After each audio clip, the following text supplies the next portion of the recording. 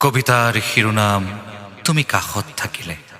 কবি হিমাংশু ৰঞ্জন ভূঞা, আবৃত্তিকাৰ পবিত্ৰ ভূঞা।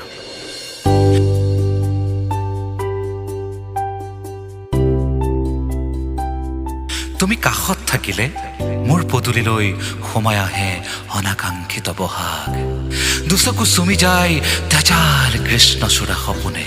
ফাগুনৰ দুষ্ট পচোৱা জাকে লাহে লাহে বলিয়ালি কৰা আৰম্ভ কৰে মোৰ চৌদিশে।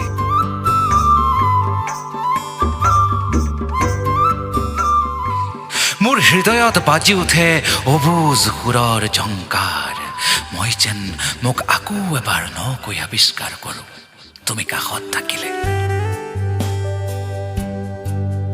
অবুজ সাথৰ মোৰ বাবে কিয় তোমাৰ এই উপস্থিতিয়ে মোলৈ কঢ়িয়াই আনে বসন্তৰ আগতীয়া সংবাদ, বৰষাৰ সজীৱতাৰ প্লাৱন, নতুবা শাৰদীয় জোনাকী ৰাতিৰ স্নিগ্ধতা।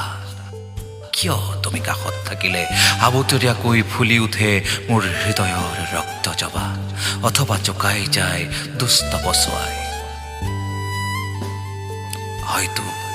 হয়তো এয়া আকুলতা কিম্বা অনাহক ব্যস্ততা, তোমাৰ প্ৰতি মোৰ তীব্ৰ আকৰ্ষণ নেজানো। তথাপি নিজৰ অজ্ঞাতেই আজি মই মোৰ প্ৰতি খোজত বিচাৰি ফুৰোঁ তোমাৰ উপস্থিতি। আচলতে তুমি কাষত থাকিলে মই সপোন দেখিবলৈ আৰম্ভ কৰোঁ,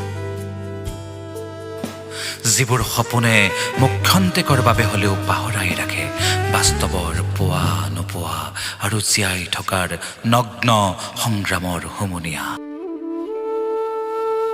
সেই সপোনবোৰৰ দূৰ সীমনাত অপেক্ষাৰত এখন নতুন পৃথিৱী, তোমাৰ মোৰ আমাৰ পৃথিৱী।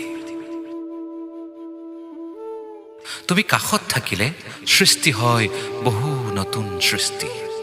শব্দবোৰ কবিতা হয়, অনুভৱ গদ্য হয়, সুৰবোৰ গীত হয়, আঁক বাকবোৰ শিল্প হয়। আৰু তুমি কাষত থাকিলে মই পাওঁ আগবাঢ়ি যোৱাৰ বহু নতুন প্ৰেৰণা।